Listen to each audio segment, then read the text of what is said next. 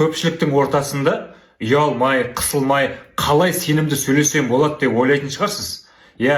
Ұялып, қысылып жүрсеңіз, осы жаттығуларды соңына дейін көріңіз. Ең бірінші жаттығу айнамен жаттығу. Айна сізден қашпайтын жалғыз ерекше көрермен. Айнаның алдында әртүрлі эмоция білдіріңіз. Таңғалып қалыңыз, мысалы, таңғалып қалыңыз, немесе жан-жағыңызға қарап қорқыңыз, біреу мені қуалап келе жатыр деп, немесе мен мысалы оттым, жеңдім, 5 миллион ұтып алдым деп күліңіз, кринж болсын, табиғи жолмен болсын, әйтеуір білдіріңізші осының барлығын. Режиссердің алдында, кино әлемінде сізге эмоцияны білдіру жеңіл болады. Сол кезде сіз ештеңеден ұялмайсыз.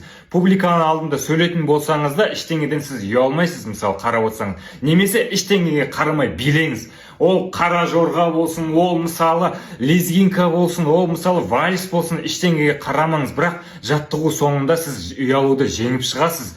Түбінде әйтеуір өзіңізге есеп беретін болсаңыз, сіз жеңдіңіз ұялуды, қысылуды. Бірақ күнделікті осы бір жаттығуларды қайталаңыз. Сол кезде сіз ұялудан, қысылудан ешқашанда қорықпайтын боласыз. Сол жаттап алыңыз. Екінші жаттығу, ол камерамен жаттығу деп аталады. Күніне бір рет селфи түсіріңізші өз-өзіңізді. Елдер түсіреді, мысалы, қарайды, пайдалы болсын, болмасын, әйтеуір сөйлеп бастаңыз, әйтеуір билеп бастасаңыз болады. Мысалы, бір жылда 365 күн бар. 365 күнде 365 рилс түсіруге сізге керемет мүмкіндік бар. Осы ұялуды, қысылуды жеңетін. Осыны күнде жасаңызшы. Сол кезде сіз өзіңізге керектісін аласыз, керек емесін өшіріп тастайсыз, мысалы. Сол арқылы жеңсеңіз болады. Бұл бізде екінші жаттығу. Болашақта киноға түскім келеді, публика адамы болғым келеді, адамдармен жұмыс жасап, ұялу, қысылуды жеңгім келеді десеңіз, көрермен бар екенін ұмытпаңыз. Яғни ол бізде адамдардың сондай бір балағатты сөздері. Соларды біз не істеуіміз керек? Біз игнор жасауымыз керек. Яғни мына құлаққа кіргізіп, мына құлақтан шығарып тастауымыз керек. Неге?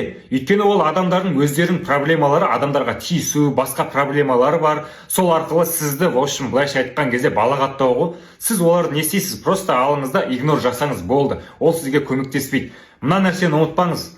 Ұялуды, қысылуды жеңем десеңіз, сол адамдардың айтқан сөздерінің барлығын ұмытып кетіңізші, болды. Не қыласыз? Сіз ұялу, қысылуды жеңетін адамсыз, өз проблемаңыз бастан асып жатыр. Сол айтатын нәрсем игнор қылыңыз. Барлық адамдардың сөзін игнор қылып, вообще жойып тастаңыз. Все. Міне, үшінші жаттығу осы. Ұялу, қысылу ешкімге қажет емес. Тұйық адамдар, табиғаты сондай тыныш адамдар ренжіп қалмасын, бірақ бұл видео өсем деген адамға, яркий болам, актер болам, бірақ ұялып жүрмін деген адамдарға арналады. Не қыласыз? Ұялмаңыз ештеңеден. Өнерлі адамдар ештеңеден ұялмайды, олар әрдайым биік тұрады, соны ұмытпаңыз. Пайдалы болса лайк басып, маған жазылып кетуді ұмытпаңыз.